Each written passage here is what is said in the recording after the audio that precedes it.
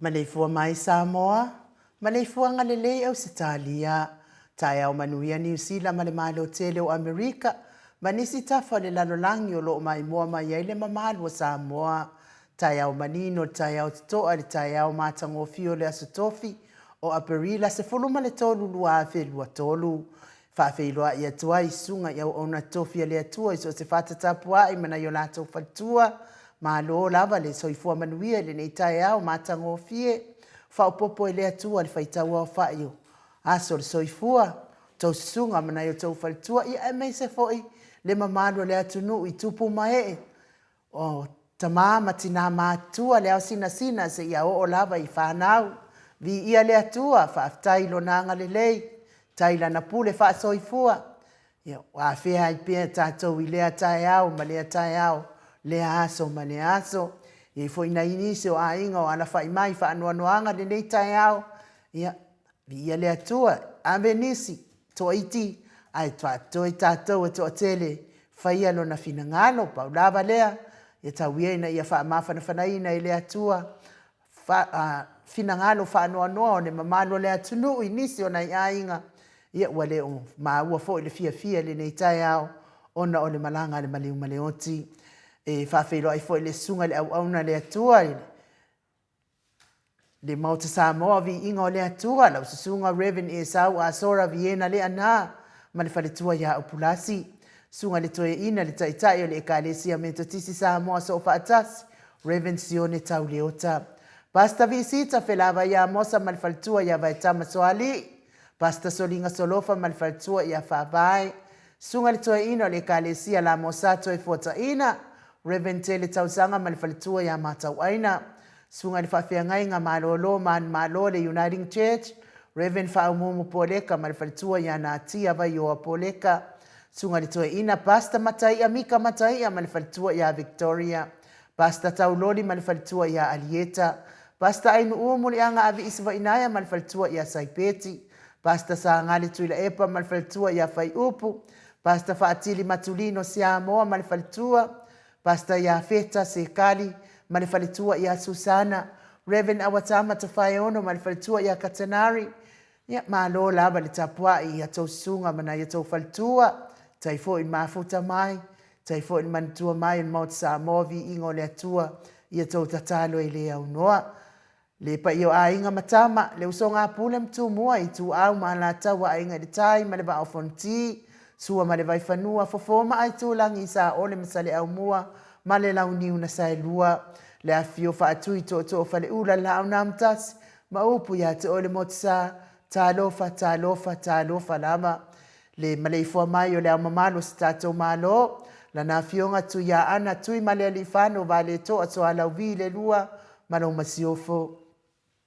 Pia foi le fionga tai sili, tai vai nga fa pupuia ya tau tanga Samoa, lau sunga tuila epa au lua fatia lofa na yoti ai ono, lupe sole ai doctor sa ilele balia le ngaoi malfaltua, mai se o tupu mai e ole, vai nga fa pupuia ya tau tanga Samoa.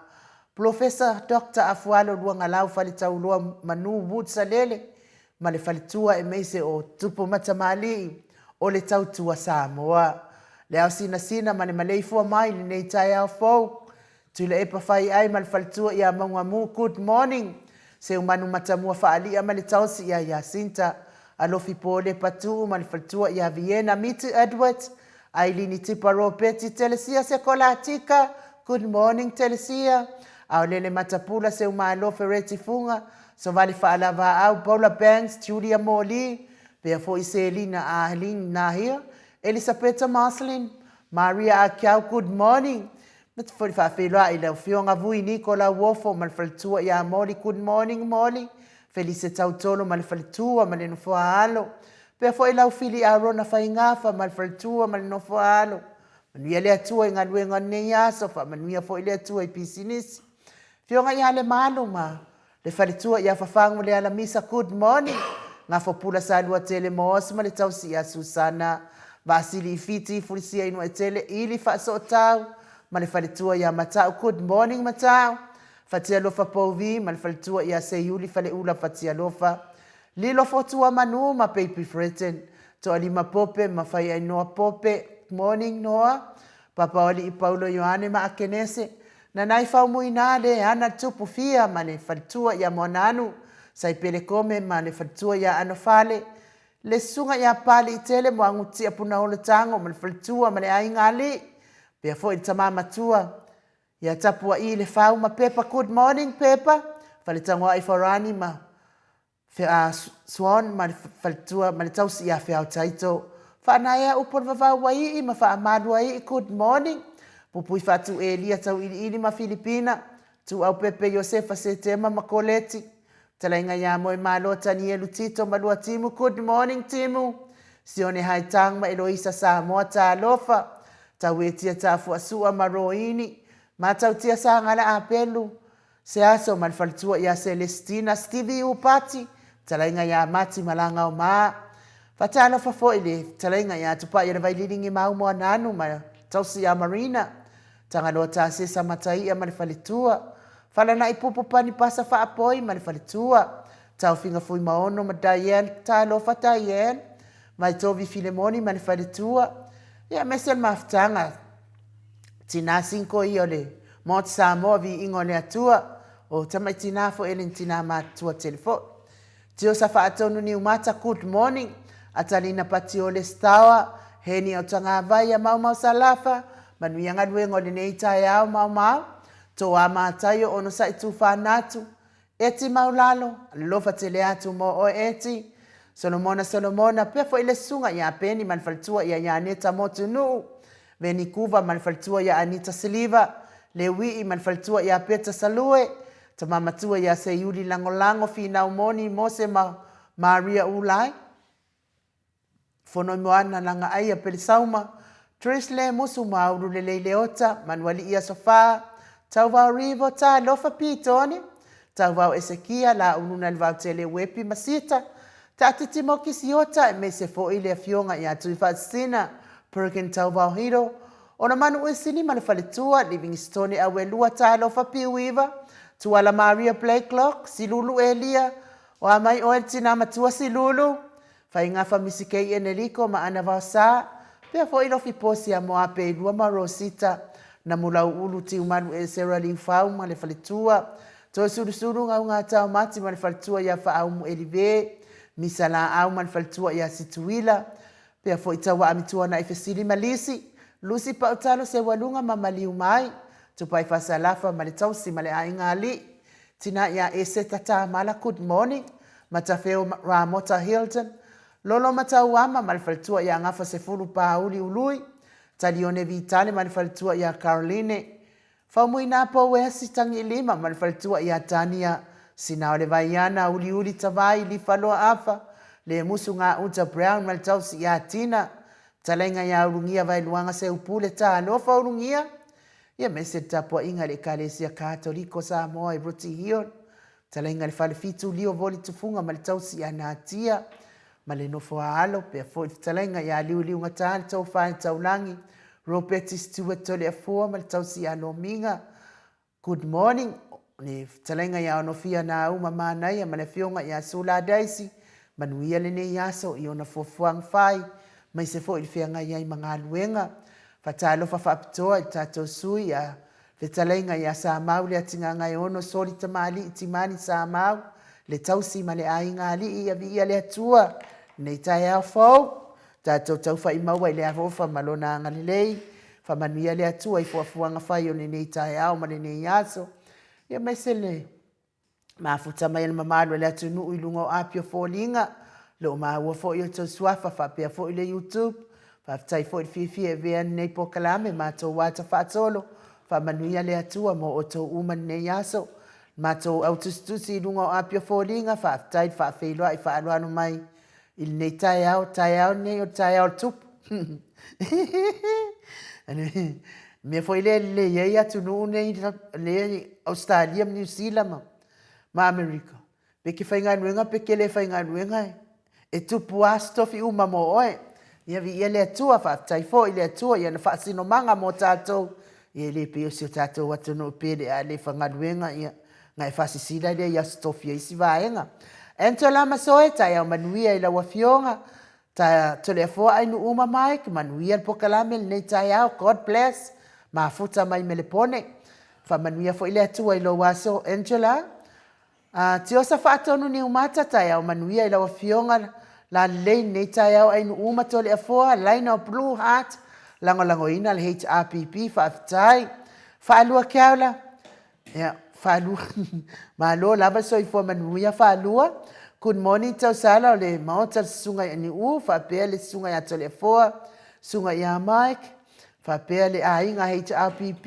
line of blue heart alo fa tu ia manuia fo ilo waso fa alua kaula funga Jesus good morning maya handsome and beautiful daughter and son of Jesus.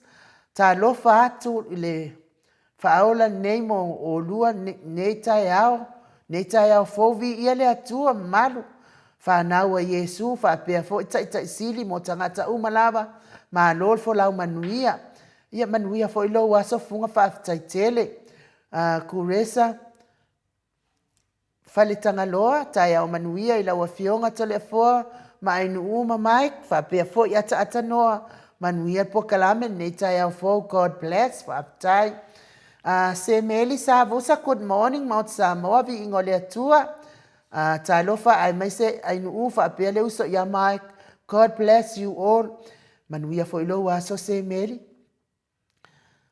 tina cinco le ya toa matayo good morning inu u ta lofa telefoa God bless manuel pokalame blue heart malitapua inga lango ina le HRPP fa aftai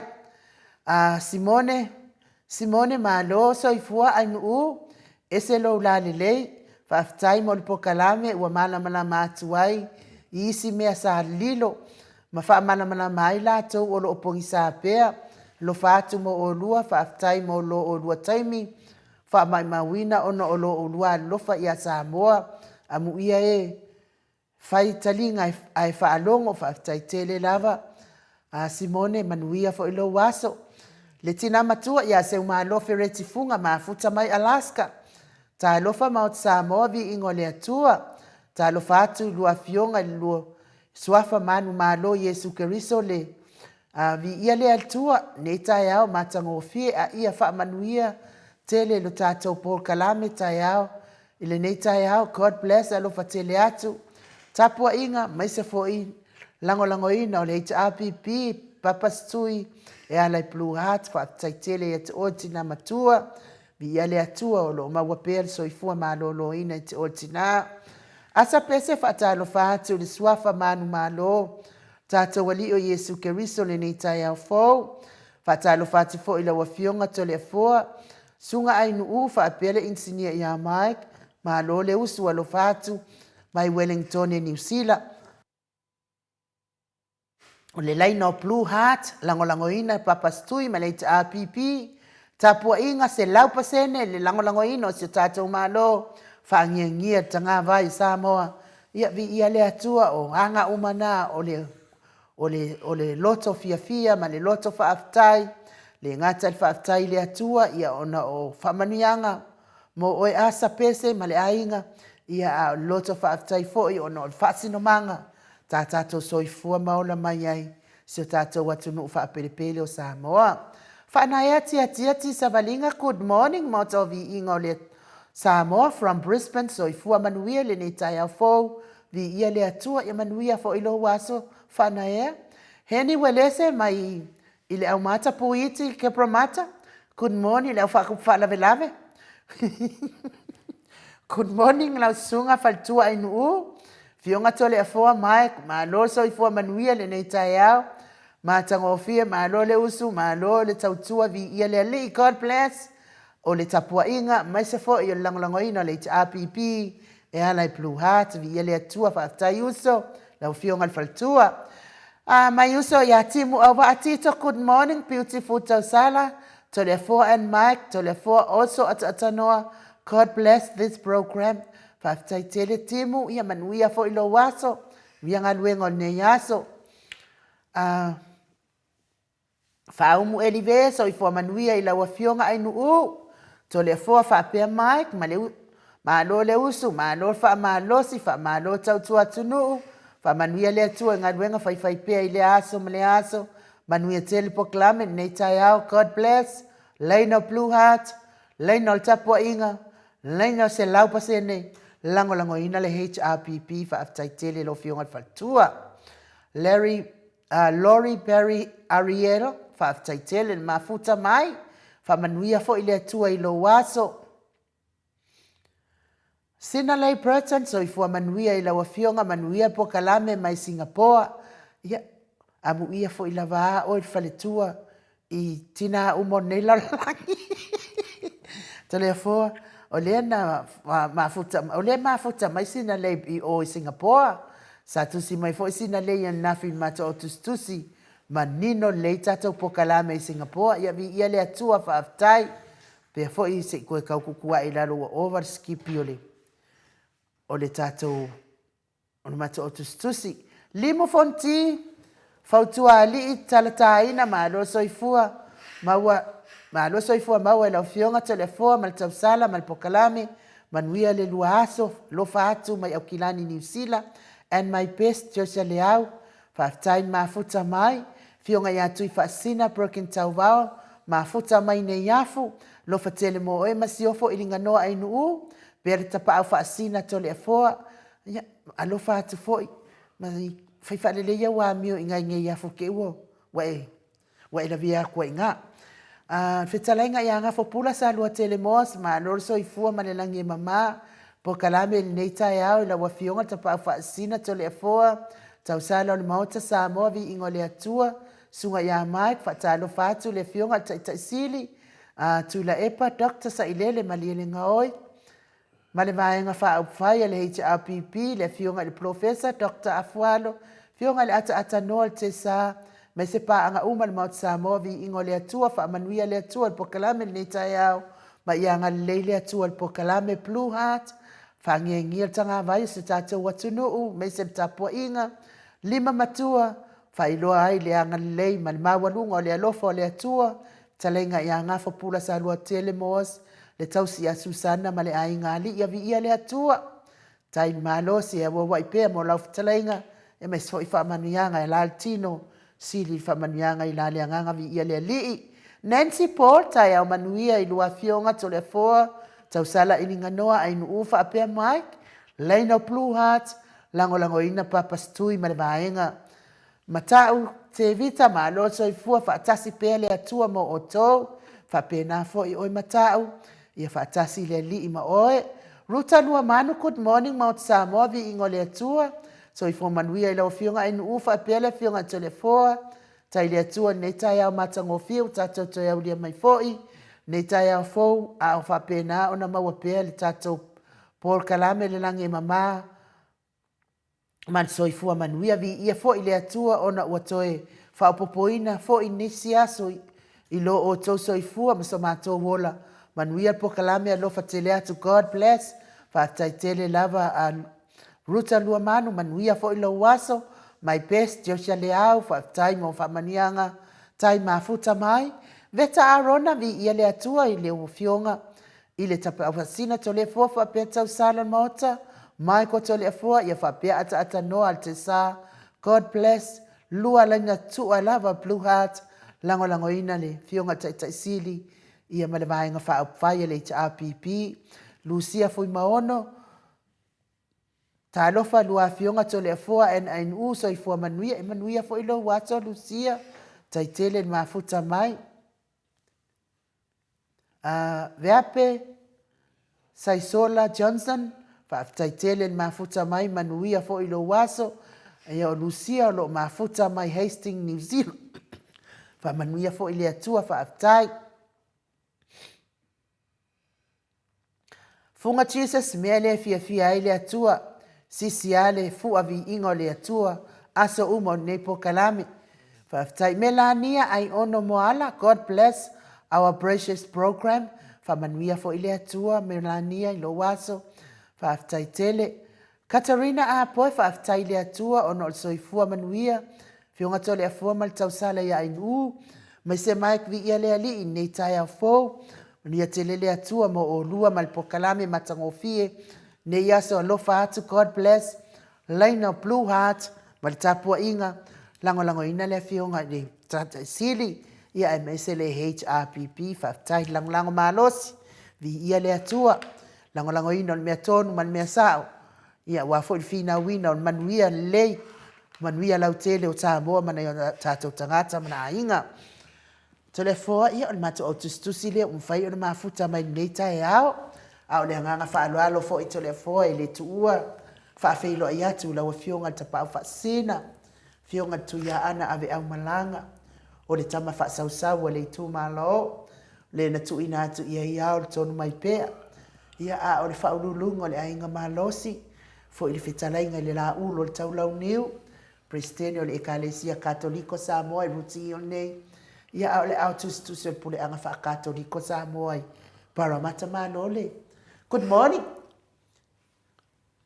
Alo forse fu malange ma in uni neta matangofi ya o falonglongo tu fo i wa fatalo fa fo i tato pa anga masan ya mese lava lunga tato Facebook iyo ya le nganga fia nganga fa aftai o falonglongo tu eta wale tu langa le aso ta ua le ai nu fo yo le aso nge ma wo mai seleni i ko le fo pole ala vale aiso ke ilo ye ko ke lo kanga ka awa ele ilo se kupela ako ke mai fa solo ato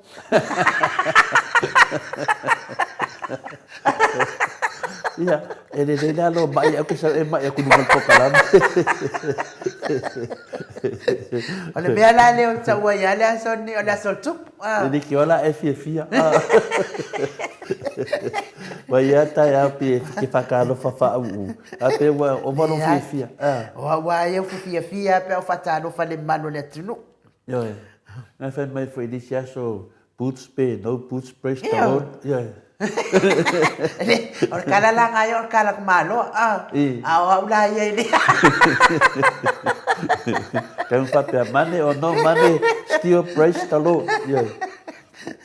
Ia le tulang whiwhia nā pe o tātou iai fo i ma tātou whaasoa fo i le asua nafi ma le whionga le te sili a Dr. Tuta Epa e se le mānai o tātou toe mānatu e tilo tua tātou fo i tua le tala whaasoro pito si o tātou atunu le tāu o tātou savalinga nā inu o tātou te palai titi tua ia iei mea tātou te whapena le whāton tonu le tātou anga i luma a whapena le leide tātou tamawhainga mai nei tausanga wa tea ma le tūlanga nei e tātou atunu a tātou le pangati nei temi e haon toi whatepa tātou le tua e tilo tua tai peo le malanga mai e ta ale nu o le tua mai ai kopito whapena uma le tala le mafua e na toi tata noama toi whasofi langona wala whionga te sili fia mai lunga tātou pokalame le ngana wenga na tātou e whai whasofi toi ina whatata noa le fina le whionga te sili o penina ia ma aulo o penale mo le anga i lumo alo ma whanau o tātou atunu. Tātou te vange mai le i vai o te doa lava tō te le tangata le fia ono le porokiki. But it's not so much a porokiki ai nu. O le anga o le aso usao i lungo mene o whasalaunga. O le aso mea na whai na manui ei nisi. O ani o mea na whai e whina le teimina vei oi ma tangata whasalalau. Na e amai ani tangata le lei lunga e whaatata noa a wale lu mana yo le tunu e wi ala te loa le filima te por sa tani mana mai le mal la langi fina le e a wate popore tu langa na ngai to fia o le tu te sau e fina mena e tasia mena to fi oi longo minga a fa yo lo to finga per tato tata no le son na fia o lo to finga le ta u o le lo vala win a fa ia lo vala win le a wate popore stanga ta wai le tau e tangata na o e tau i o le tu tato o malo fa longo le asta to mea o ngā, le asta to mea maua mai, tātou whalongolongo, e le mo neia mo tai au ai nu. Tātou te whaatata non whaasufi le nganga le whionga le te sila Dr. Tule Epa. E a mai ei ni oa, mea na iei teimi o le whaasfu tau sanga o iei Tule Epa i tono al palemene. E whapena fwone tala, me ese le tutusa le lei, le whaatutusanga o ata mai, mena piwhi, te tangata mai piwhi e poko, e le se fia poko ai nu. Olo, tau tua ma le nganga lea i loulangona whaasoa. Pero tu langa na o whaasoa ma betua ai unei a o nunga lau whaatalofa, ma le whaarolafa. Malo, o le nganga lava nga tasi to le foa, tātou whiofofo tai. Whiofofo tai le alofa ma le anga le leo le tua, tai au tai tasi. Tātou mana tunatu i fofo i tātou tai toa tasi i se mea o ngā. A se mea le leina o whaia mo lo watua. Ia e me se fo ilo o watu nuu. O wainga tūlanga uma whapena to le fo. Ia a whai lava na ala mai lava o ia te laurau wawale i runga o penga te whailang. Ia koe sui se sikai au. I le leo nai au au while mu atu ia. Le au aonga ia e le anga te iwo. Waplo whaatasi ai mo fōringa i runga. Ia o mea umana, ia o whainga umana ale ki apono. Ia e a whātua tua ma toi te paha e tua se e mea lenga ka whaia sa o lea mea. Ia api ia lea tua. Whātua soa mai lawa i lea tua le. Ma whau le i lea tae au, ma lea tae au i lana whanau. Ngata fo ia tā ua, ia ole mamalo lea tunu o tāpua i mai. O e fo whai o tiute o whamatai. Yo tai ia pala potonga tono e kalesia mai se fo i lo lava ia au ainga ia vi ia le tua tai fo i poto man malama mai le li ia e fa foi ai tato o langa tato o la nila langi telefo tato ala tato o se vi inga o le tua ia e tato filosifi fa tasi ai man maftanga ia pe fai tau mo oe. Ia, whitau le ia pa, e te mea whina le sa wei whaaswhianga le nganga le tua, pina e pia papi e se whina le lunga lo whatalo whainu, e ia te mea sa wai, e hawai te mea te whamatalai nai, po le nganga atua na, pia leo nai sa unua, po le alama se mea o ngā, e tātou te tāpena i le aso ma le aso, a whai pia lava o tūlanga na, ia mawhawhau le lei, pia tala fo i le whapea mai ai whina leo, o la se mea te tau talai, e tupu, longo vina, a maualo lewa noa tātou te whaasoa le alofa, ma tato pokalame o tangata mātutua nango minga mena mia lava ia le upufina ia o le tamai tusa monala A o ina matua e le to e te asilonga vinga a whaia na o ina tātou i utu langa whapenei. E te matua lava o whai lava ngā ruenga langa mena o ina i tātou. Le tū langa nai nu e sila o whiwhi e whamatala pe o whiseteme mo sewa no te whaaso ai. A tonu e a ngā whaina i manatu foi. Tātou pokalame. Ia a tonu e a ngā moisi. Ia o isi lava i le a ngā ai. Ma lo foi le mafuta mai a tima vili vili mai fale a lili whaatai whaafilo ai mai. Pea foi ngā luafi sau foi. Whaatai foi le whaafilo ai mai. Ia ngat manuia foi ngā luengo le ne iaso. O alma tau vau whaatai foi le whaafilo ai mai nei tai au. Mese foi ia o petai anai. Mafuta mai i whariwha. Ia vi ia le atua ke pama. Ia whaatai tele le mafuta mai le nei tai au. Ia ai tonu mai. Tato hoi se vi inga o le atua. Ia whasau ni mai foi tato malu tai au. Ka mota walia lai senei nei Australia le tamali i Samoa ia tupa i o le vaidilingi mau mo nanu na te fausia farisa mo tapua inga i le atua hol te tele mo sa ilinga seleni ai tua fo iai e ka le sia ma fioanga pe o mai taimi o whaintapo o aso fia fo fausia o so maota malawa toi whaatele ina o lo maota o lo iai nei mo nisi suinga o le sila na te fausia ina fo i fale whaupopo po Granny Flat pe a whai o iei se lao lo whanua te lela na fesoasoani na te siaki inai se maota fou o lo fuafua ina i te whaatawina po le lei ato atoa lea fale mo oe aua ne i whaasese ina oe i le ila mai o le vali ai o lo o tele mea te tau o na whaalelei o lea fale tamali i Samoa te Samoa atu lava iai Samoa mai tala noa i lau lava ngangana Samoa e iei foi le au nanga le whaletua i a marina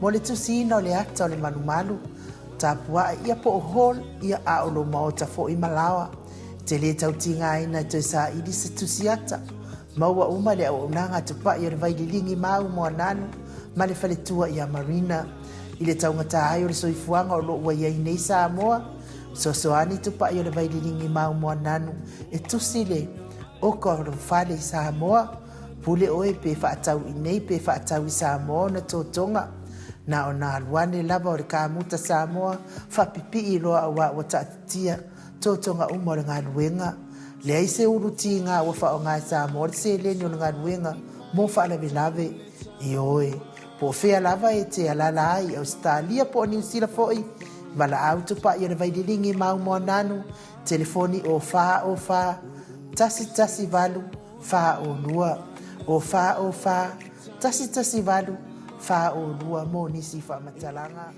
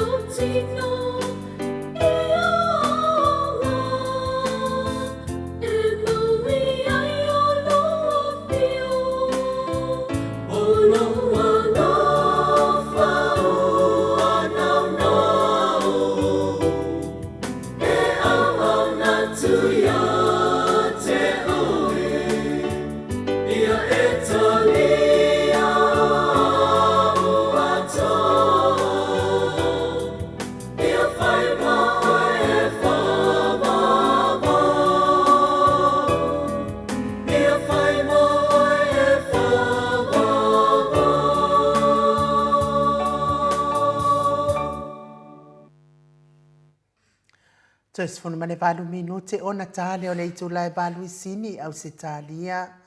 Le vi inga o le atua soifua. Ia sa tātou wheloa iai. Mai le au whaipese a le sino le file mu pe o no tau whaafonga mai ai to le foa. Ia manuia le malu tai au. Whaftai lava inu mo le avanoa tāua. Whaatino i whaise tasi fo ia vāenga tāua le tātou mawhtanga i tai au tai tasi. Le aso nan le nei le aso su tolu. Masi nei wha le lua whelua su mai tolu. Wha mawina i fuine nei wha asoa po nei fo i tata tanuanga. Wha le nganga tātou mawhtanga. I lunga o penga te whailangi. Ia wā fo i le anga i lunga o soifuanga. Tātou tue mai tātou tue. Ma fau whawai ma tātou whaftai le tuelona ngā leimlo nā lofa. O le aso fu le nei la tātou tatanoa i le whaatua. Ma le whaamaoni. A meise i le lofa.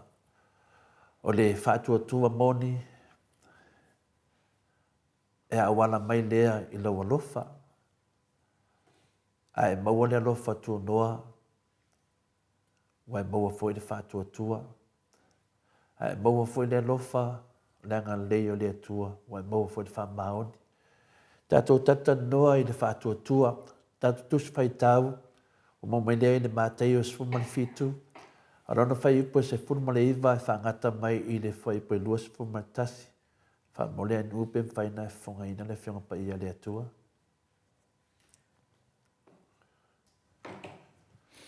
O no ane ai leo le au soo ya Yesu na o ilatou o whaapeane. Se ale mea na mātou le mawhai ai o na tulia o ia. O na whetala i atu leo Yesu ya te ilatou. O na o lo o tau whaatua i titi. A wae moni. O te whai atu ya te o tau. A whai e tusalo o tau whaatua ma le fuol sinapi. E whai atu o tau. E whai atu o tau i le nei maunga. Alu atu ia oe i le la mea, o na alu atu ai lea, ele ai fo ise mea tote le mawhaia. Ia whamanuia le atua le whongaina lo nā whionga, whaftai tele lava e nu. O le tātou tusi whai tauli nā, o le tala wha i ua lausi le fia, tō tele o i tātou, a mese lava tātou lau whai tō whai le whionga pa ia le atua. O nei mawhau whaunga, po nei manatu tātou te whaasoa ai, o le fatu o le sinapi whaatua. Ai sea ua whaamalolo ai nisi tangata ai le whaamalolo ina isi. Pe o te whesili nā e tātou te, au mai tātou te mawhauwhau ai le tātou whaasoa. Pe ai sea ua whaatua, ai sea ua whaamalolo ina ai nisi tangata ai le whaamalolo ina isi. Pe o lo whaatua ea ua whale tonu, tasi nā whesili. Ua whesini nia Yesu e ona so ise whesini whapena ina ua le mawhai na lātou whaamalolo ina si tamaititi. Ia o whesini nā lau tā ua le tātou tusi le na whaitau nei. Ioe, ua wheme mea i leo so o le loa po le hale sao o le whaatua. Ina mātai o la sumai fitu sumai iwa luas fulu. Lātou te whesini ai sea na le mawhai ai o na mātou tulia le nā te moni. Ia le whesini nā lau so. Manatu fo ia tātou tātou te whesili le whesili la mana e tasi. Sa lātou tau ave ina ia tiu te tau ave ma sa lātou nau e ao. Wa toi whetalai atu Yesu e le lava lou wha tua. E manino le leia sa noanga tātou li whaola. E le lava lou wha tua. Masalo wha pena fo o iolo whetalai me Yesu ia tātou nei tai au e le o lava le tātou wha tua. O le pumoni o te tau atu i ati o tau, a whai wai ati o tau le wha tua e tusa ma le titi o le fua le sinapi, e ma whai ona o tau whai atu le nā maunga, alu atu ia i lea mea, o na alu atu lea. Ma tau tia ia mea lofa le atua lo, tau tu mai ai tātou, hao ai tātou, ia tātou maua ina. E le aise mea e le mawhai ona whaia. Ua manino Yesu e le lava le wha tua. Le aise alo whaanga, pe le aise me te alo nei mea. I whape ise excuse nei mea. Le ua wheta lai sao ma Yesu e le lava lo tō whaatuatua. Sa lātou whaia ma o le whaamaloloina o le tamititi sa whalangolango i lo lātou lava whaatuatua. E whapena ona le mawaina e le au soo o le whaamalolonga a o lātou na malanga whaatasi me Yesu ma waai le tele o wawenga o lona winga e le o lava i se whaatuatua e tusa ma le fua o sinapi. O le fua o sinapi leo whaatusa i le tua. I le au soo. E anga i o lātou. E anga i o le tala Yesu. O mea ia wawenga mena whi Yesu. O lo whapenatau whamatala tu mai tonu o lātou mawhauwhau. Ia antu langa na ua manatu ar tangata ia te ia lava. O le whaamarolonga le na whai tamititi.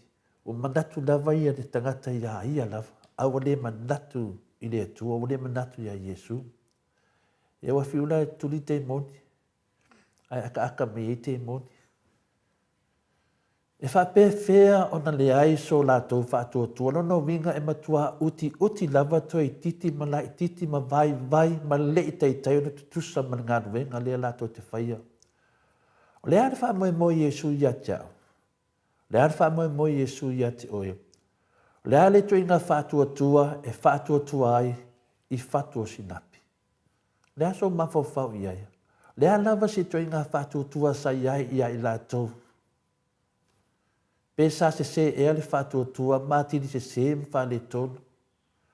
O le whaatuatua matua whaalenga ina ma le atuatua mo le ngā ruenga, ua le mawhai ai o na whaamaya ina so se mea sa ia ta mawhai ai, ua matua le tango lima ma le ao ngā lava. O le whaatuatua le na o hao tu Yesu dau so, matua le anga whaia lava. Ioe, e whapena fo i tātou, e whiwa Yesu e ao hao mai tātou whaatuatua. E tātou te vai lava. Sa tau sua ma mau oa le whaatuatua Yesu, ma losi, ma lava le whaamarolo ai le tamititi lea. Lona whaatuatua e le pōna, o le whaatuatua Yesu e le pōna. Ai o le whaatuatua o le auso, o le whaatuatua e fsoswani i mea sidi, matango fie, o le whaatuatua vai. E le mahalosi e whaatino, e le mawhai o na whaia se ese senga, e le mawhai na lato whai se mea e loa se ese senga o le whaatuatua. O lo lato whaatuatua sa mativa, ma le whawhangaina, o le whaatuatua fia aira le whaatuatua dau so. O motua tele le whale tonu, ua na ole, na o pau lava maivi, tato loa pau mamoe ia le tato tatanoa i Samoa. O le whaatuatua na mawai dau so, na o pau wa maivi. Toi vai ma le au ngā. Pe o le whinaunga ea ma le autusi upu na mamai mai ailo la tau whaatuatua i nanga sala. O manatu umana sa tutupu nā teimi, pe sa la tau mo mia le whaamaro longa o i la tau lava. Pe ia sa tatau na whaamaro romo mua rau so. Pe ua na o le whaatuatua ea wo i titi, wo uti, wo le eise marosi. O nai langona nai tutupu mai pe a ieni mea whapenei, ele lei ma marosi le whaatuatua Yesu. O lo lātou whaatuatua ea o se whaatuatuanga mai le whainga maro le whasa. Masalo po se whaatuatuanga, po se langona na leo so o pēna whape e le whasa nā teimi. Ai o tūtu langa nā lātou te manatu ai, ai o lātou whaatuatua e mai le nā. Mamatua le lei e le tari whengai, wa whatau waa i le tele o tū langa i mo miai se wāwenga. Wa le mawhaina whai se wāwenga leo so ono le lātou whaatuatua whe meme ai. Tai pia whaatuatua le tātou whai ngā marore i nei, o le loa po le anme na whai. O le loa po i o i lunga, pe o i tua, pe o i lunga, pe o i lalo, o le loa. E whapena ma le whaatuatua le watupu mai i leo so o le tātou tala le whamatala. E mawhai whape whea o na tupu ni nei mea. O le whaatuatuanga, e leo o le whaatuatua i le whaatua sinapi. Pe le o le awhiwhi e pe o lo awhiwhi mai ai, le oti i le whaatuatua. O le whaatuatua nā lo i whesini de teimi nei tātou whaso, whai mai se tasi. O nisi maunga ua masi, o isi e te tau lava o tātou whe ei lungo maunga. O nisi mea e le mawhaiona suia, e le Italia e le whaatuatuanga Yesu ne nā mea. O nā manatu umae, la pisi nau mole. Le whanonga longo Yesu, manatu i o avatu. Ioe, tō tā mai Iesu le lato le maua o le winga o le whaatua ala whaatasi mai Iesu. O le whaatua o le whaatua le sinapi, o le whaatua e le fiu, e fi nau ini whaalawlawe o mai. Le nganga nā o le tatalaina Iesu, whaatua tusa i le whaatua le sinapi. Ioe, mutai whawai atu nei, oka, e whawhenga alu e unga ia le maunga. Ane mena leta o mai Iesu e tātou, o mai se mea lofa, awane e tātou fiu e fi nau. Awane tātou fiu e fi nau. Tasi nā vāenga te le lava o le whaasoa o le nganga o le atu i tātou. Awane tātou fiu e fi nau. Ini whalawlawe o mai. Pei o mei e tā tupu i tātou nevai temi. Awane o tātou fiu e fi nau. Tātou fi nau whaatasi ma le whaatuatua i le atua. Tātou whaatuatua i a Iesu. Tātou te fi nau. Awane o tātou fiu e fi nau. E tu mau pea i le tatalo ma le whaanangolango i le tua si o ina wa aia maunga wa si tia. Io he, whaiti tia whaingata, wha malolo ina mai. O le whaatuatua o fua o le sinapi e whao sofia ia e tu mau. O na wa aile i wa ainga ato toa le langi, ma muso e talia whaafita auli i le ato toa o le lalolangi. A tātou whaatuatua o mena te tupu i a tātou, lenga te tātou fia, tātou te waaia ni mea a tō langi. Ia ma tātou malamana mai whaafita auli, le a tō lo i nei le lau langi. O le whaatuatua o Iesu, e le whanangolangu i tūlanga, ai o tūlanga e sui ai lona whaatuatua. Rongo winga o le whaatuatua Iesu, e le whanangolangu i me whinae, ai tūlanga i mea e suia ono le whaatuatua. Longa wenga tu mai ai tātou teimi nei. Ma nei alo whaatuatua e sui ini mea. Ioe, le winga nā le ngango Iesu. O mea umai whai Iesu e sui ele tangata. O ala mea tātou te whaia e sui ele le tangata. E tātou whaatuatua. Iana nei a o le tali. O tātou loa le tali. O le sui o lo tangata. A whai ro tangata o loo whale tonu, sui i lelei. Wa e lelei e toi malesi. Le nganga nā o le whaatuatua o le alofa. Wa ia wha ngā ina puna oa a le langi e sui ai le tūlanga o le lalolangi. Wa mai e le tua mea, wa mai e Iesu mea wha le langi e sui ai tele o mea lalolangi. O le ale mea na tama whai ai au soo e tau whitu di fua. La mea tamo mo e mai leo soo i a Iesu. Ai se ana le ai se malosi whaleanganga na toi tonu ia te lato. Wa uma pini sine o leo so, wa uma lato malosi. Ai se ana le mawhai ana lato whaapoto ai le mana o le Pentekoso ma alanga se ia o ma ina avese le te moni. O whiana ina mea ina ua tupu mai le whaalablave. Mo le au so o le whinaunga, mo le au tusi upu o se maatu ia tele. O le tarasanga al tama e tuli esel te moni mai lona tali e fōninga mai o se maunga tele lava. Le tei mena whai atu e si tama fia tuli esel te moni o le vavai rau so oka.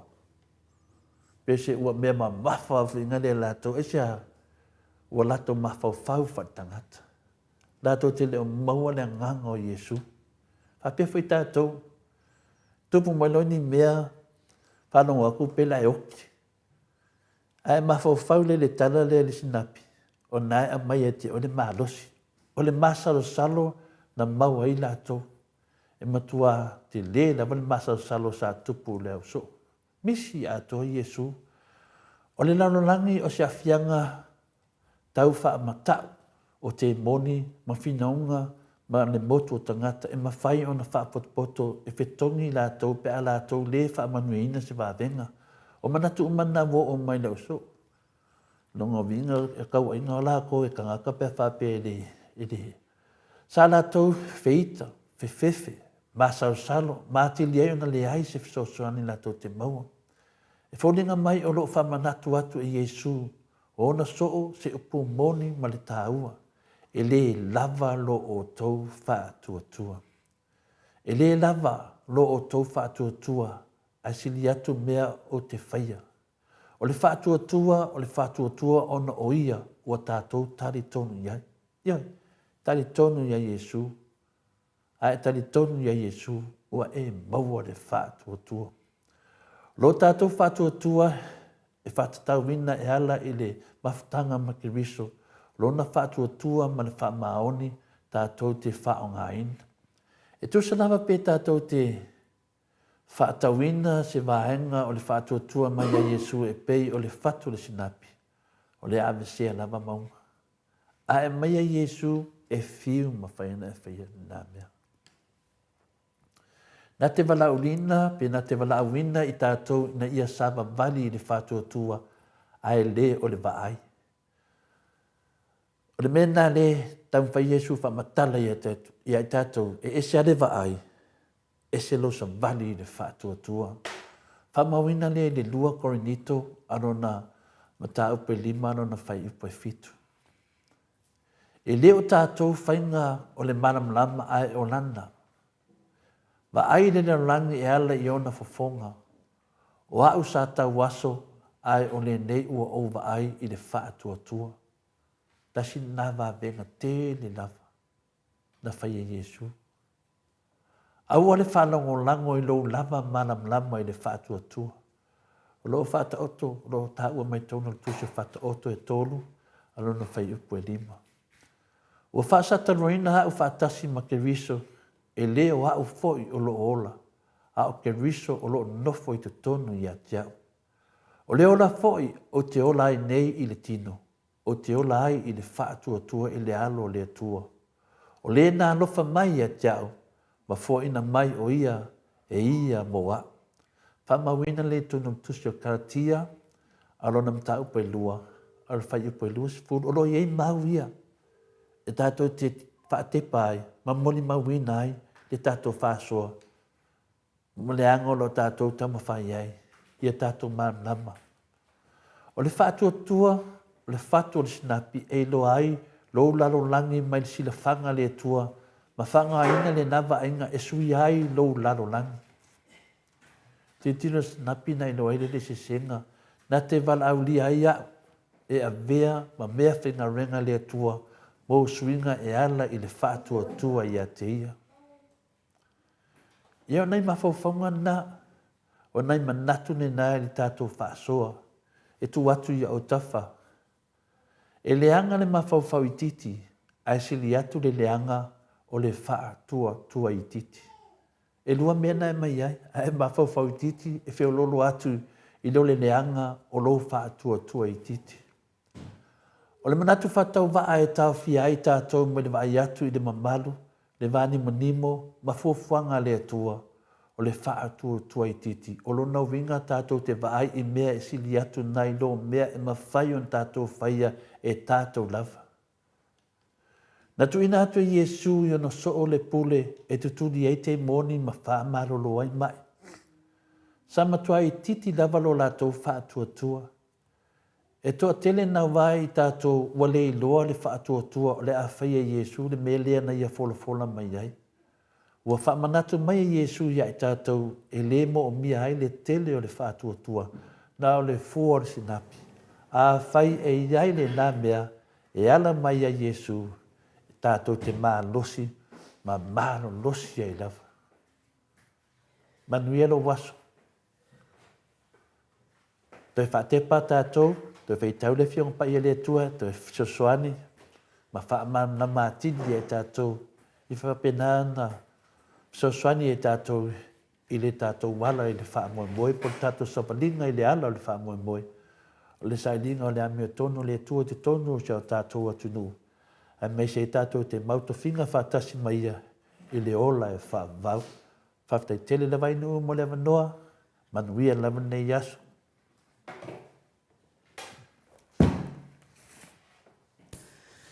Alo.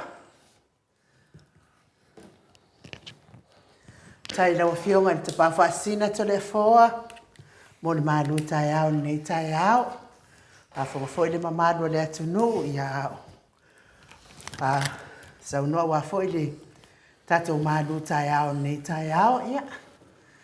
O le whatuatua. Ia. Whatuatua.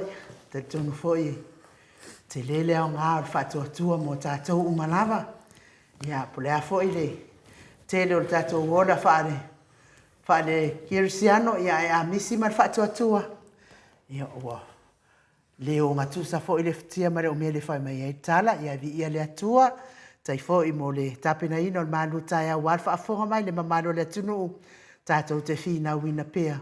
Lea mi o tonu ia e ala le tala ina o lona whina ngalo lungo le tātou Paul Karami nei, Mike. Mai se vi inga o le atua e. Sarani ai fo i lana upu nei tai au. Tātou whangasoro Paul Karami pe on masani ai.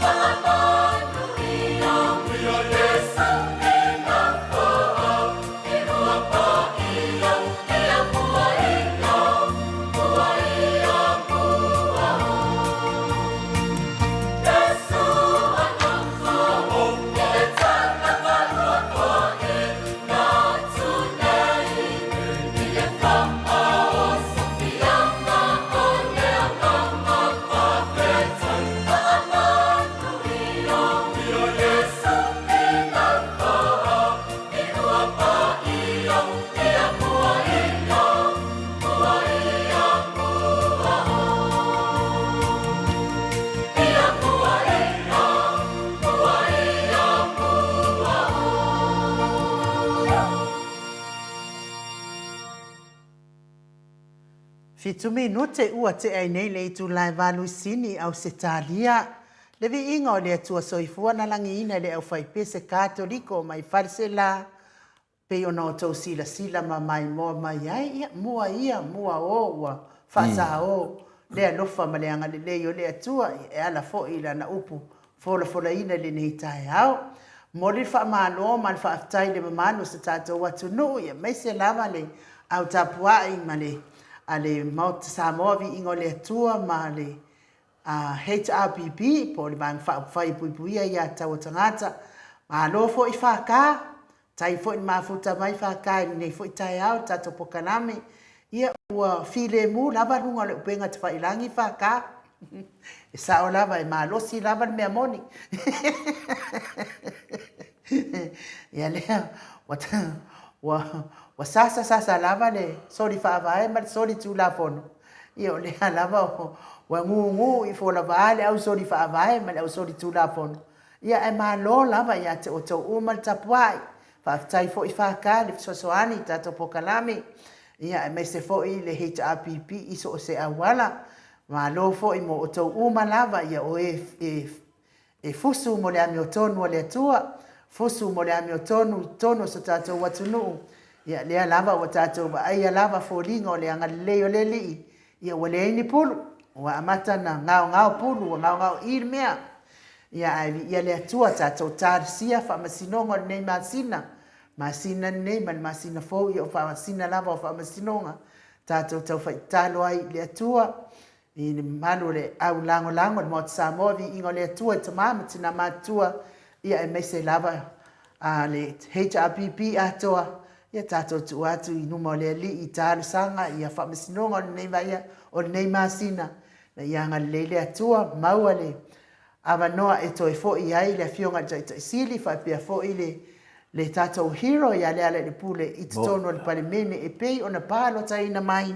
e na yo lātou i tūmalo ina ia whai lātou mafofonga o lātou i tūmalo i upo whai le tātou watunu ale o tātou loa uma le mitūlanga oi ai mori atu ai la le whaaftai tele ma le wha malo mo o tau uma ma lo le tatalo ia ma lo fo i tapuai ma lo le fusu to le fo ia o le whaftaina e ame mo tātou o tapuai pia fo i whaka tātou ba ai lava i lunga wa file mu lava lunga penga te whailangi wa lei nisi tala i toi ai na o whalongolongo tole a fua i le isi tātou ma lo whaalongia i whitalenga i a molio tau lia fo i tole a fua o molio o le langolango ma losi a le vaenga le a le fast ia peta ia ne fo i le ua ele o toi po mala e fo i le mea ua e sei molio o ia ono o tūlanga i le whamaoni pe ia o mea le watupu mai nei na umia al pawa ia fu e kanga ngaka ia ki hai mamado Samoa i le pole ia pe mama i pe fioki ai pe fia ai ai pe me siri whaftai u matou mano u matou mawal pawa lea na matou solia ai tu la fono makalepe ai whaava Samoa ia ai no whanoa la a telefoa mo i le porkalame lea sa whaatala noaina talenga i a morio o lea o morio o aia o le tātou malo whaanoalungia ai whanongolongo mai lo porkalame lea ua tala noa mai morio o inei na mana o fo ia lea o porkalame lea i aluatu morio o ilunga o lan porkalame al whala vela e le leina whai tangata pe ele au mai pe tele i rofo ia upo le ale le itu ai ngali mata ita inga le fai ai fo i porkalame le fo tamali o le atunu por me e mana o tamali o le atunu ia au mai ia tali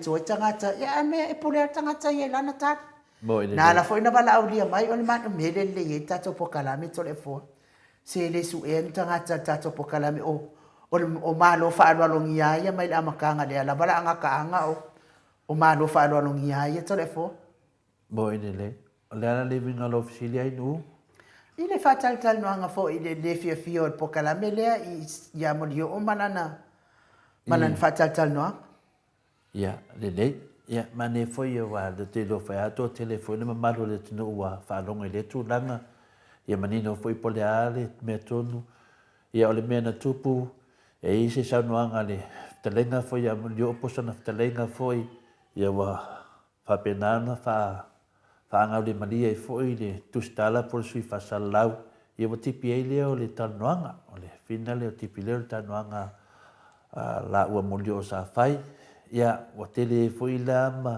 te le whamatalanga o son talafo so le lunga o penga ta whailangi ia matulanga fo ia e ale manatu te loa la toi valaulia ai no la toi valaulia mo lio e te maliu mai le aso le aso sa e sau le whamatala le mai ai wahao mo lio le na tala no e lunga le pokalame ia a pio mea ia ua mai nei lunga o penga ta whailangi ia mapiu a finalo a se ina ai le whatatanoanga lea inu ia mapi ei fōlinga mai ai o moli o se tangata ua ia wha finale le whaaloalo fo ilungo o penga tu whailangi a mese lava mene o interview ia chile foi inu o moli o se tasi foi o sui al tato pokalame nei ia e mawhai a ma te leo teimi o te walawina e sau lunga si matatano pe e whine mta upu e whine mta upu ngonga o lo tu lai mai tu sa foi tu langa ai e foi lona tau tua sai e lai tu le vai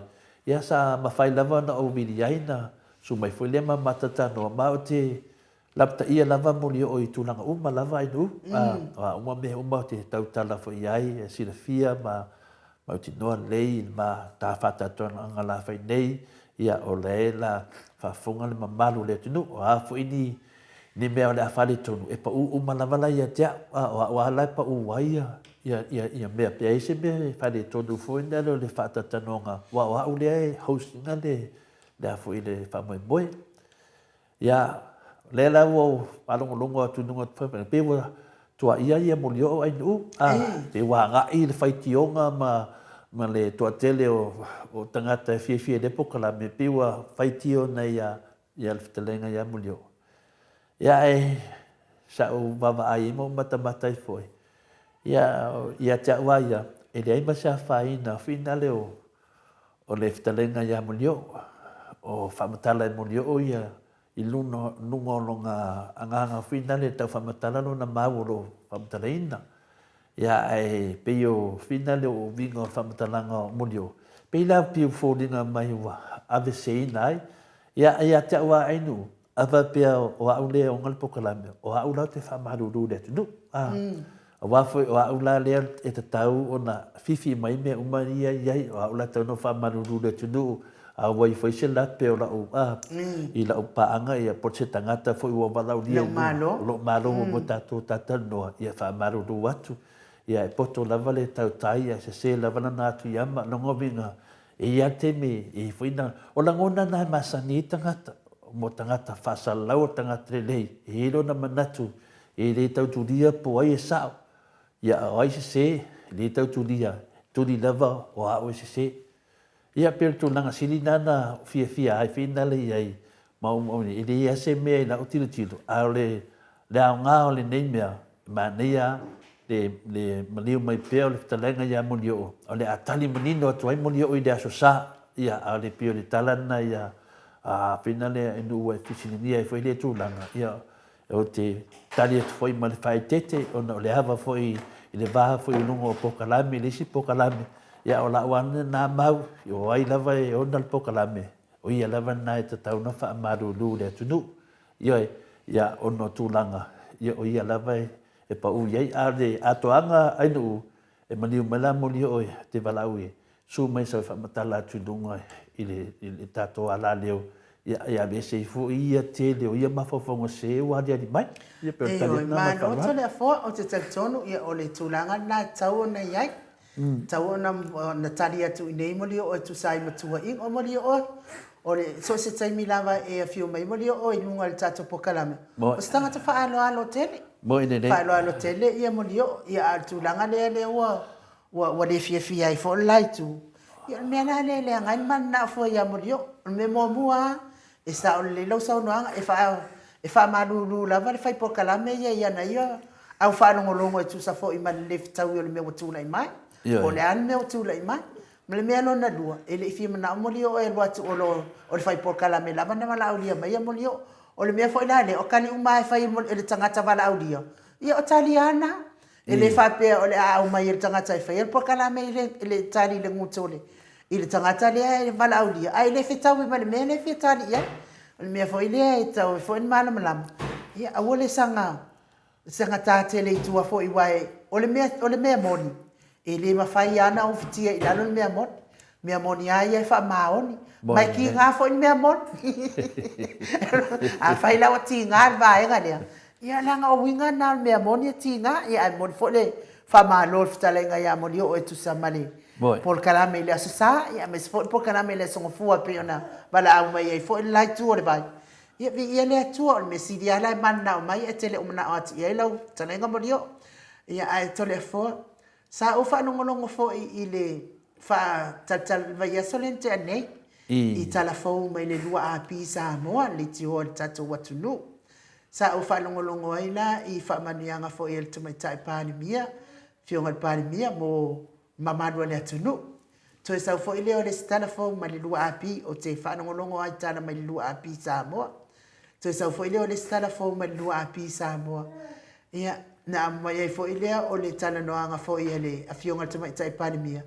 e winga la inga duenga ia fa vai taimi ai o te fa tai fo ila I le lua api mo ila to o le onga o lo ta pena ina telefone mai na ia le fa motuina mai o le tala no anga te mai tai pali mia a o la fa longo I le sau no anga te mai tai pali mia na sau no mai ai e fa se a inga duenga ia e fa vai taimi e o ia le mano le atu pe yo nga duenga ia o kau apu ma kau moli ma tūlanga whapena a piki mea whapena e peila e wai whapena ni sauno ia ele whapea foi o ngā nuenga whapenei o le a o ngā wala au mai le ia tātou a ona tipi lola ia le wale uma mai lan sauno a leo te mau atua le ano lan sauno ele fia ngā nuenga ia a tole fo a wa uia langona le mamalo le atunu po le ala vale to nga ngani e fa fo I tole fo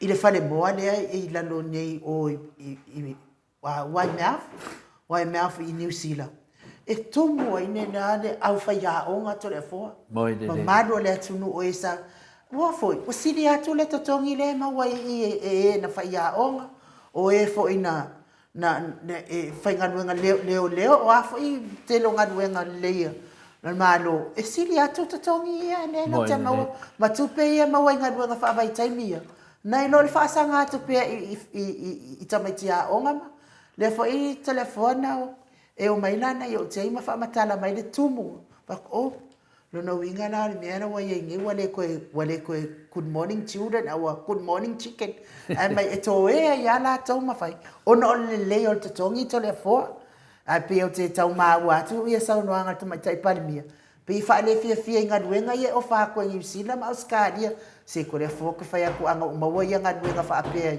ia so ia o Samoa ki le whaavai ki saua e piki uma strawberry o apu o mori o e o mawa sa kupe ave whangaraki ngā manaka ma mo I lea inu o langona o mana e tupu mai o tangata e whai o lato mawhau tangata whai mawhauwhanga mo tangata lato te e loa ina ia tūlanga o mene o saidinga maro, saidinga o se manuia ma tūlanga me whapena. Ia o lato langona nai maua pe le wai whaasoa mai fwoi o whaafonga le maro le atunu.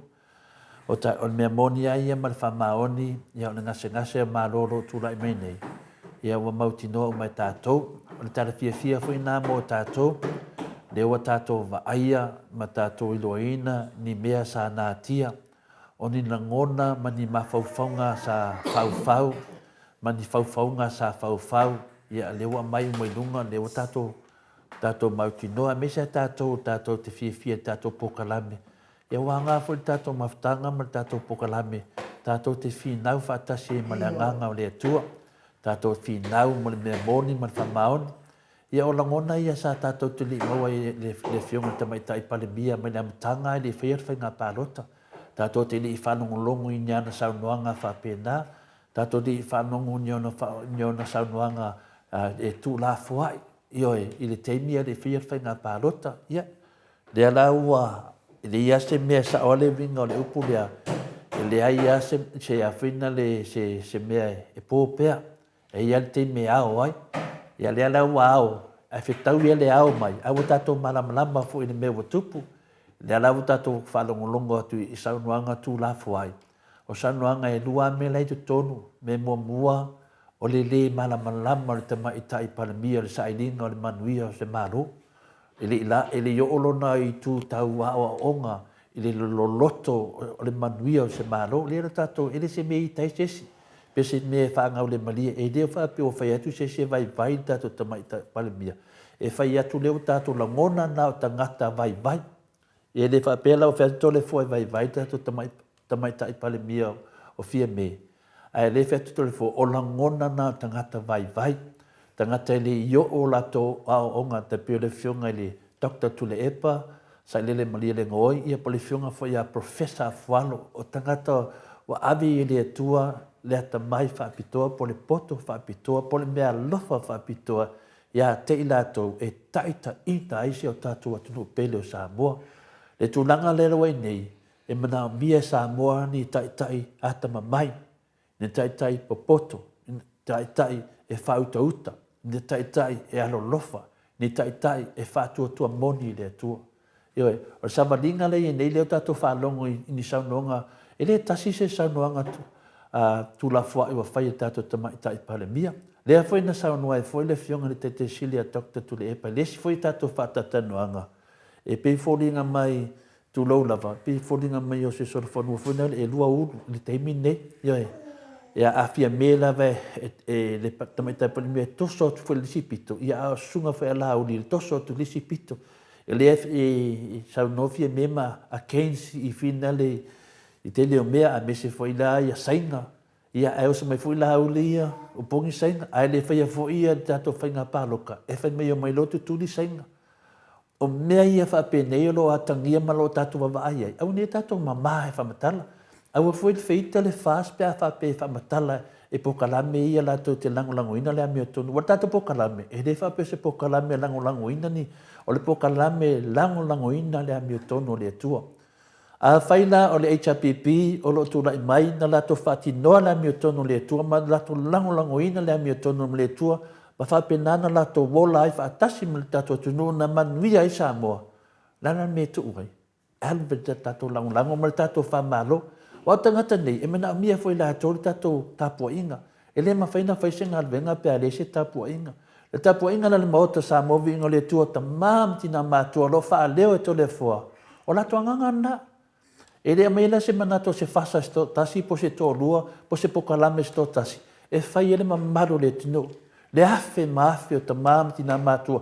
Wa mai le lato whatu tuanga, ia to le fua, e wha matala atu. O le leo le nā inu, da nganga lana o le saunuanga tū la whai o le tamaitai palemia. Pena te e fua lava ia, mo ia lava. Na te leo fua ina, mo tangata uma. O le tūnanga le ia i nei o le tamaitai palemia o le tato atunu. Va ai lava ia ia te ia. Ma va ai ia i mea maua ilo na tofinga, ilo na tūlanga wha palemia, ilo na tūlanga wha minsta, o ilo na tūlanga i te tono e maua ilo na tama ainga o ia lava. E le tala noa mai lava na ia mo le manuia lau tele le atunu. E bei fōringa mai ese tangata ia whangawhanga ia tūlanga ia. O le hatala noa mai ia, o ni mawhawhaunga papau. Ni mawhawhaunga e lelo loto, o ni mawhawhaunga e ona whawaiwai e fōri tō tele tangata, ma le fia whai mai le lei tangata. O mawhawhaunga ia mua se tangata la tō tamwhai e discourage le atunu. Ia whawhea e tatau na sauma se whaamaro le atunu. Whaamaro ia ti o tōtou wanga lei nao, tō sila mari tātou malo, o uti le se leni, o tau le aise se leni. O whawhitai fo ia tātou, uso ma tu whawhine o loi whafo, whawhitai le alo lofa mea sa mo, e tau tupe lo ta lafo mai. O le nganga fia whaamaro na le fia whaalongo le tunu. Ioi, wa anga pātia le tunu, au se leo fo ia se whawhitai fo i le tunu. Mo le tutu mo le tunu o le teimi waonge e sa mo le teimi o whainga tāu tangota. A le whai mele a whiunga Professor Afualo, tele teimi tau, whawhitai lava i alo ma whanau, whawhitai na i ainga i whafo, a se mamanu wa o tō. Ioi, o toina saunoanga nā le fia whaafunga i tangata. Fia maua pufa i lunga le lato fia e fisosoani. Ioi, au saunoanga le tamaitai palemia. O ni saunoanga tū la fuai. Lau manatu ai ia te ia. Tele fo o le tūlanga pe o le anu o le saunoanga. O le e mawalalo tele ia i tu ai ngonga nuenga ia au mai ai. Le e mana o mia tua i Australia ma New Zealand ia. ia le mamalo sa tātou atunu i Samoa. Ia e le ngata fo ia tātou. Ia au nisi fo i atu motor Pasifika le ua whaamani ei. Ia te aula ia telefua. E le whaapea e na o ngaruenga ia. Ai pi o ngaruenga ia e toa te. O tātou Samoa, o toa te le ia o e le eini ngaruenga. E fia whai ngaruenga ai le mau e le eini ngaruenga, whai ngaruenga ina i tangata. Lea la ia, toa te le fo i isi, e le i uni a o ngai ono mau aini ngaruenga. Ia au ngaruenga ia. Ia kaure ngara kiro are, e sa o ira uno miki pe a o au meise. Va ele se ngu mela e kau fa nga se fa popo masa ko e se ngal va ai maka. Ai mo mori ai lan fa tai la fionga tai sili ia va pe foi le cha pipi. Ia la tonga nuenga ia le be si ai nei ma enga le. O le ala o mala to lima tau sanga ile ia ma senga nuenga le wala to fa ia mo le malo Samoa. A onga nuenga lava mo le mamalo o le atunu sa unia le cha pipi. Ia le fo no fo i mafai fa le. Ia me voi wa ia wa ave fo i komiti ia no winga e na tanga tau le fast le la au mai ne vai tai. Ia me voi ia on sa ia ta tau le cha pipi. A tonu la vai. Ia fo i se taimi ia kula i mai fo i ia na vai lo tu sa fo i se ta tau manuia mai ele skoi. Mo ile ai no ia e te fa uma tu pe le mapa fonga le e fina le te manatu tau fa tala pe. Ia le tūlanga le wai nei fina le. Tātou te ono sa i pea, ioe, peo fo le tātou maru tai au nei, ioe, awane i fiu, awane o tātou fiu e finau, awane o tātou fiu e finau atu, ia le whainga marolo tūla i mei nei. Ia o le tale whiangai matusa matulanga sa tātou manatu iai, le ala whilea le e fina le, da watu lawai ia le whamatalanga whina le. Le vinga le whamatalanga, e watu e per whamaloi ati o tou i o tamā matina, o tou tarusanga, ai mese tou lango, o tou tapua inga. O whapenana manui ai whaiva, manui ai tamo whainga le whionga ia Dr. Tule Epa, ia mese lava le vaenga whauwhai le HPP. O le tou tatalo whatau anau le tua, lo sanga le muai an me moni ma le whamaoni an tō le maro losi. Tai pei al mele sau no mai le whianga ia Professor Fualo. Whaftai ati o tau, o le tau le lei ma le tau alofa ia Samoa. Le e o lai tātou te minei, o tātou ia wapa ua tātou le whale tonu. Le ngata foi lea o le tau tatalo, o lo whapenana sango le muai le whianga le te silia Dr. Tule Epa. Ora o tau wapea ia Tule Epa i te leo temi ia po le neita maa. Ia awane o tātou fiu e whinau, o i ro i ele manuia Samoa. O le manuia i Samoa, o ro ia ao Tule Epa ma le HPP, mai tātou i e lango. Leo tātou wawaai ele mawhaina e tātou ai ngai Samoa, o na whai atu se tala le tātou malo. O lea, e ta whai atu lava ia, ave lea, ia. Ele fia ia Orlando Fitiao. Orlando Fitiao, i tala noa il palemia. Ele ropo fia kukurea nga Orlando Fitiao palemia fua le musu fua kalangoa le palemia. Awa ia tala noa ia ile o sau noa nga tamaitai palemia le ma fua intala noa. Ia ale mea moni a fia tau etu iai. Ele iso no fe au a whana lea ingu. A whai peo se paanga tō whenga. A do fe atu. Ele ai a masina o fe au.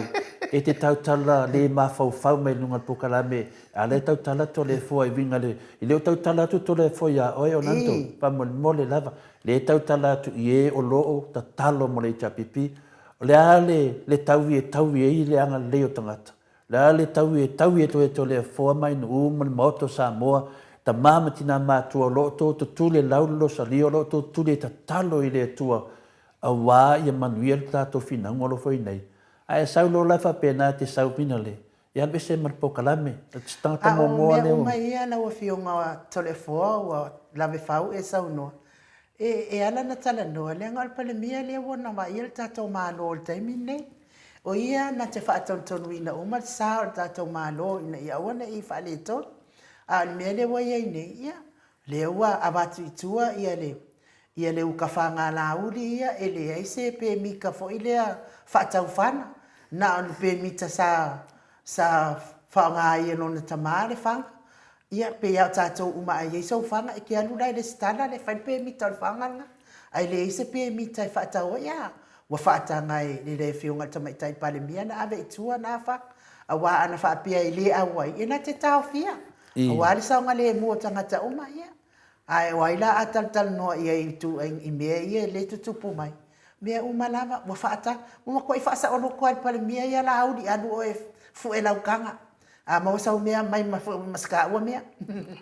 Ele ngata na ai no tu langa na ya te musua e se melo te tau talai ya ele tangata na ni na so me lunga to senga ma tau tala mai fa pena ele o fe to ele ai ma so fe au ma o to uma ia le to tele fi pe tau ele tau tala to le foi ya to kulo lava ki ka o se pu le ya to o le tau tala to le foi e mo mori le fa vitai la ta puai o le moto sa movi ingo le tua ele aila se whawhetai mo mori au ngoa ma se mafuanga. O le mafuanga lana whawhetai. Ono le lato tatala ma le lato tapua inga. Leo masua mai upu whapene i whafo. O le lewa ai le lei i le atunu. Leo tato wawa ai i le tūlanga o lo tu mai eita mai ta i leo mistau tupe. I whala au o le tato o atunu. O le ana se mawhawha oe o lanta le tūlanga na. Ka lofa ia ki oe. Ai e kukusa le o lua mafia me. O le tūnanga le tupu ma le teimi nei, ia malama se mta upu. Ia e pei anō whai atu, e pei alu atu le fō le whai pui, pei alu tu le fō le ālawa. Pau an me mana o e to le fō, o le ame o tono le tua, ia whaalia te tono le whainga malo, le tu lai mei nei. Le au tato wawa ai, i le fua le alofa le tua. Se le fō se itali e tua ia le manuele i poloka inga. Ia penchi pene weta nuua litia, a whai o nguku ngai mangongi oki. Ia mangongi oki ai pea oe ke kau mai alu whaavale valea ai valea. Whaavale valea ai valea, susu whaavale valea. Ia vai ia kua leo le wafe oki le mamaro le kungu e le ingi fuala au. Ai ko ua e whai mai ngā whamakalanga whaavale valea. E karo sia ia maki a koe masese o kou a inga le ingi fuala au la ia Samoa i lou ai valea oe lea penchi pene weta nuua litia po fe mese ke sa wairo po a elo maile. Ia. Ela la ve fua inga ai le avisa o ia te ia ai no o le tunanga na e mana tu i fina le ele le fo il famata la tu ai no o le o tau tala ile o tato la li ungol tato fina unga al to tele a po kala me fina for nothing ele ia se me o fina wina ele ka o fina fa pa wan fi me la fina we la to na le fina wa tau fa langa fa tu pu ma singa le mamalo le tunu ma fa langa o le finaunga le finaunga ele mauto Samoa, ele o finau e whaaleanga sisi. Ato wo e mata matau whanongolongo le video Samoa. Le video le tato pokalame. O le finau lava i le pio le maro le tula i mai. Ioi, o le amena finau pe whapesa o mare lei. O e pio. O le whaamano inga le pio o le whainga maro le nei. Le la alu le tato pale mia e tūlu mo le whamsinonga. O oila leo nanto ma oila le nei le la lo fu pe fa pe o stangata tamai le walu fia me tu no mo famsnunga tu no ngai mafu anga le o le pule tu me ele o yailo na pule yoi le wa failo na pule malosi o le ave sea o finale o tangata fa finga renga a mesha la lo ya sidi tatou taluai a mesha foi famsino o fanua maswafa o famsino fanua mela le to te fiu to te fai mai nata la ya to le fo ele ave se ele sa o mela te tata no atuai o te le tata no atu to afa ti ngato fina ngalo e so swani ma to mai se por kamu ya por capelo tv o ti mai mau follow te me ki nga nga e ti tilo mo fe to le fo wa ki nga lo loto o le mo tala no to le fo lungo fia tato va ai Samoa ave tato pale mia famsdonga matanga se tamaitai pil mia fa mai tamaitai pale mia mua le a Samoa ia ale mo ave famsdonga matanga o tato sui pale mia ave famsdonga le susunga le taitai ole finale ole fase por la taitai fono sunga ya lauli ave famsdonga lo i to tonu mo to tonu le famsdonga le fionga fonga fitalai va sumal fa ave famsdonga le ata o mai ai tatou wa ese poka lame la to te fa amana la maina me ia le tunu le fa amana la mai o a me ia te tele e tu la i me le temi nei fa fel tatou lo ia le no fa fai le fa to tonga la lo le fa le la o to le tama fainga ave famsnonga Whawhia tātou whamisinong sili lena whaia le unga lea wa tātou o se sea nei. Whawhia nei ai. Toi titi ao o te wale tatalo tātou. Awe whamisinonga. E iei awa noa tu umai le tua. E la langa mai mea sa le iloa e tātou. Le api e whitalai so amasau no so ele whionga te siri. E le tupu fua nei me. E iei ona mafuanga. Ioi, le ala fui nai ta talo mai le whionga te siri. Ia i tātou, ia to a pere tai. Ia tātou fili mu. Ma tātou ta puai leo a pea ma tātou fi nau. Ioi, lei iai lātou e ngawham porkiki. O whautuanga ma meia lea mai. Taun tātou talia. Leo tātou wawa ai nei se luma o se whainga mālo. E ave o matangata ni le whamsinonga. Lala na ave le whamsinonga. E tasi ale tari o le pio. Ioi, o le pio. Whai a wala whaala tua. Pule tu. A o mea nei. Sa lato tua ia ia le whionga ia tu le epa. Sa matua tu wa ia tangata nei ia tu le epa. Dokta tu le epa.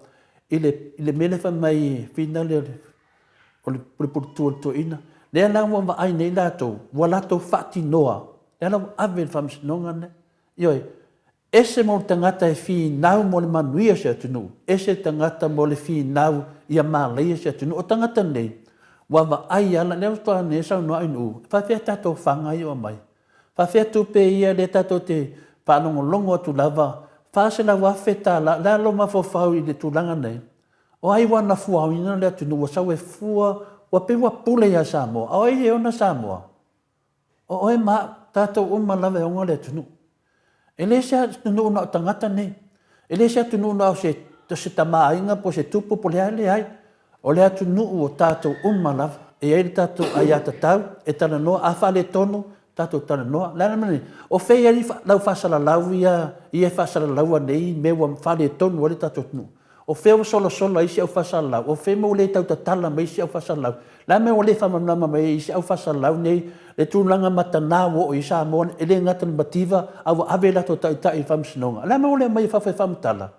Lana me ti ngai loto tangata le au fasi pe afa matala e telefone nei, le afa matala e telefone mamalo le tunu.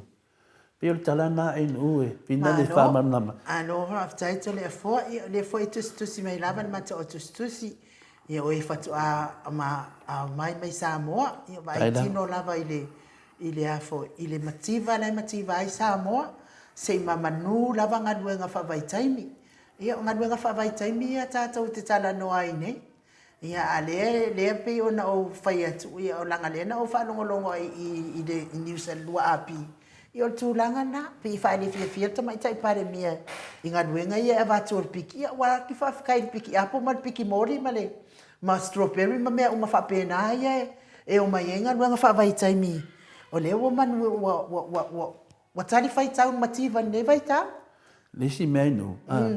E se tama... Le soi fua me neta malia lau le tauana na swafa ai o neta ma wa matua ale le to ina temi nei a mato tata no le siaso o me si tamai fe mato e vanga fo ia aso fo ia po le luas futau sanga tanu ai te mana tu ar tala neta mai le vese ma e ma fe ale mato ta faonga fa pelo le tala le seli si to ina le yo o vai tu lisi pito le ai se fale la finga venga vai tu lisi pito wa e pala yo ya e tu me nei tono le o le fale sa ya ole ba he o la ya ai au fi se ka ko kalangwa ai o ke lo vai ya o e kongo le finga venga ka finga venga e ke finga venga me sili nga pala pe fua le anga o malo lo wow.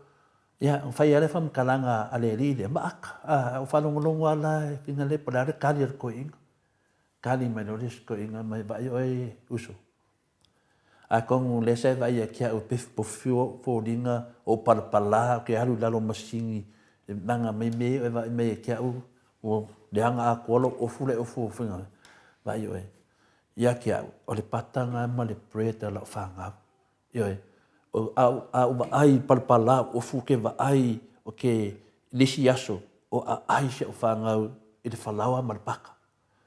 Ia e siri ia o lo palpala ma o alu e whainga renga lele lei whapea. A lo ke va ai le ai la o fangau le paka mar whalaua. Ia malingi ale kala le ko inga finga le lidia. Wo kia foi malaka loko finga le. Whapenga mele i tātou. E ui inga le hanga ngā venga mai finga venga i tātanga tai whafo. Ma mai e whaila pisi ia le kaukala whalola. Ale ai e inga kako mākua. Ma kako ai ngalo mangwia ai. I le lako palapala ma le hanga ngā venga.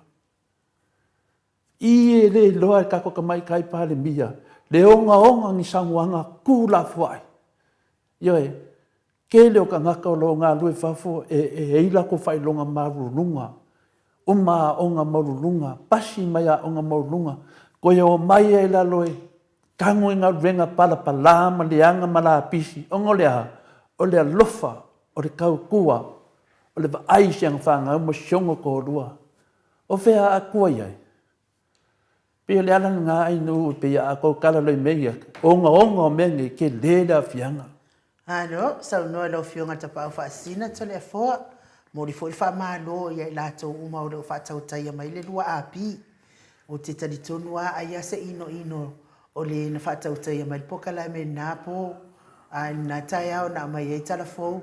I le tipi mai a lau te tau mai tau atua le a ano. Ia wā la lau te te loe o fo ia i le na whai mea tala fōu o lua api.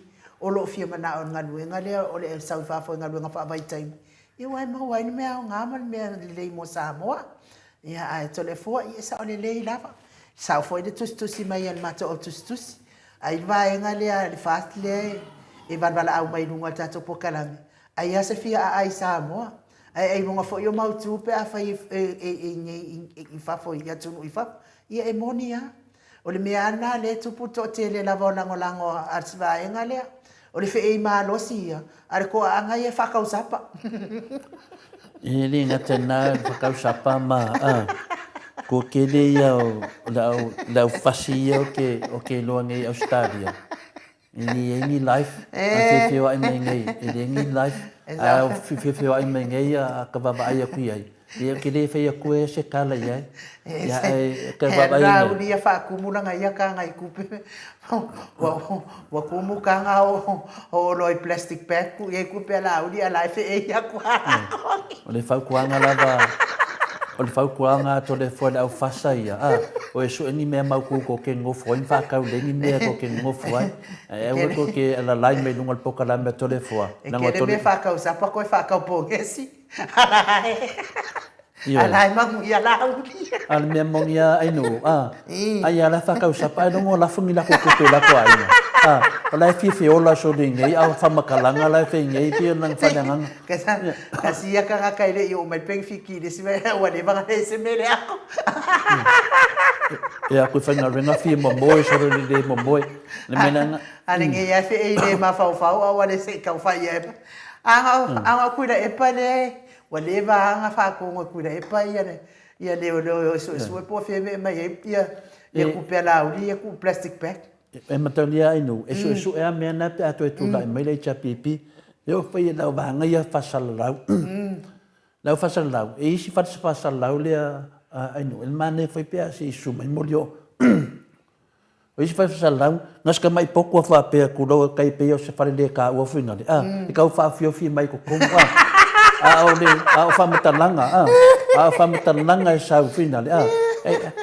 Kele me ele se na venga o le sifasa lau e overstay ele ingo fongo foi overstay a fa makalanga e fai o isi au fasa lau nge i lalo pule anga isi tangata o le mea pera fasa lau le mangiok ele foi veni mai mako o kuskusi pengo o makamaka ele fai nga ku nga foi o ai fo fai ako mangioka i le komisingo leo e su ia le fionga ia tula epa ia fa pe fo ia le msio ia fai ako le mawan mon mau pepelo ai le ia kasi le se lu manga ele ngaka ni mele tam fai fin le inga ia se inga o leo ke do au fasa ia e longa o vengi la ko kupe Samoa a longa o vengi me so swangi ngai ai ngai Samoa a o whamakalanga ma mangaku ai vai ngai ai o meo whamakalanga kula fuai kula fuai ala ke le loa ke le la fainga le me velanga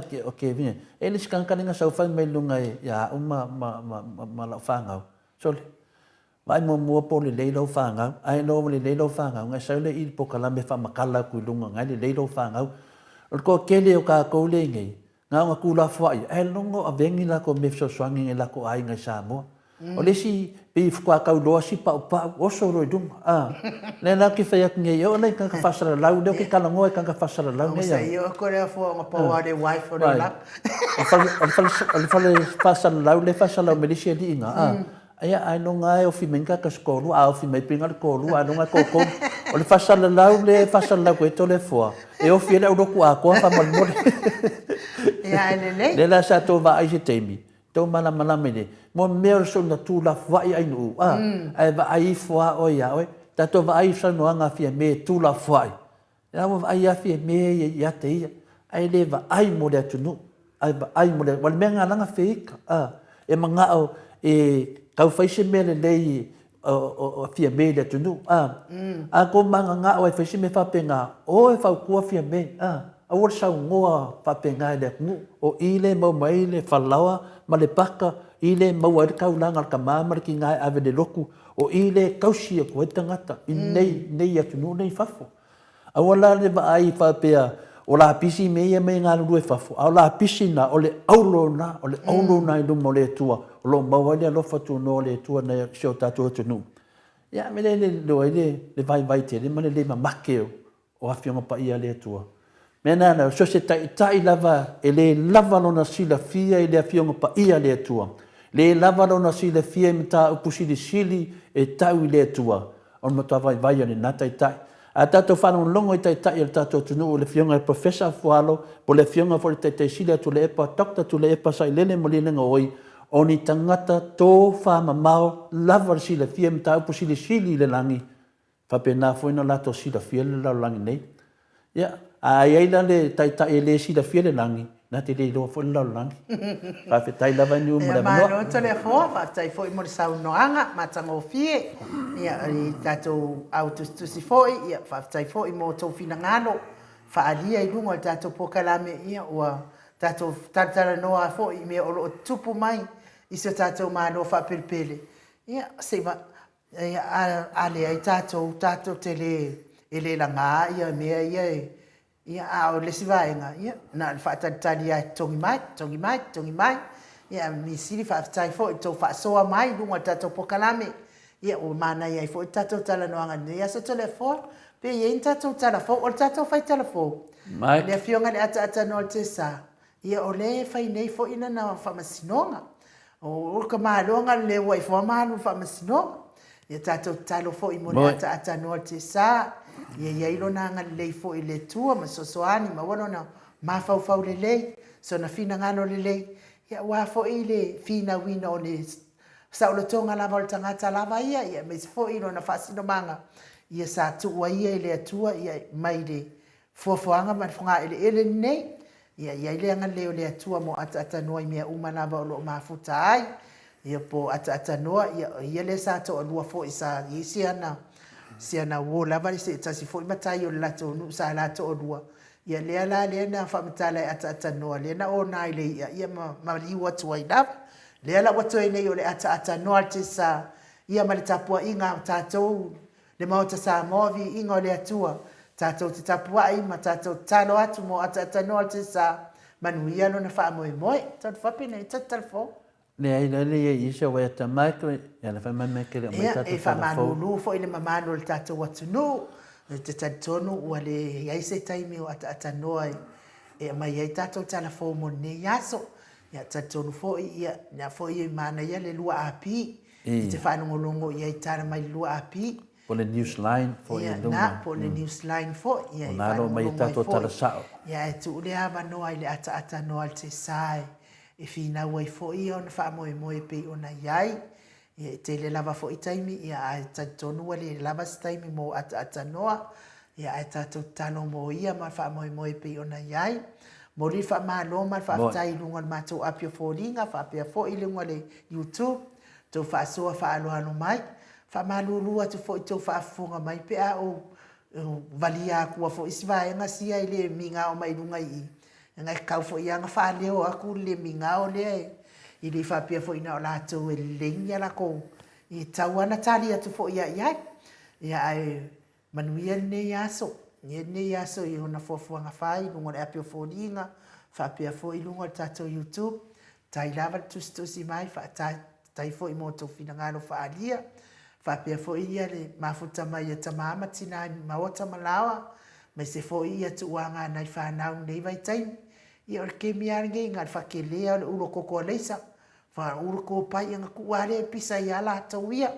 Ia whamanuia fo i e olo mafuta mai tono whariwhai ngā luenga. Lungo le ana tele so se mea mafuta mai eile malo le atunu. E eile alofa ma le anga le o le atua. Misia fo i tato pokalame mo le aso atai au. Tato to i whilo ai fo i tato pokalame le aso nai me le fionga le profesa. E fo i ni whaafisili ia tusi mai ma ta afisili atu. Tali mai fo i tato afisili mea tate fia mana mai. Ai e manuia tele lava Samoa. Ai whaaso i fuaia Samoa. Mai le maota Samoa vi ingo le atua i simi au Sitalia.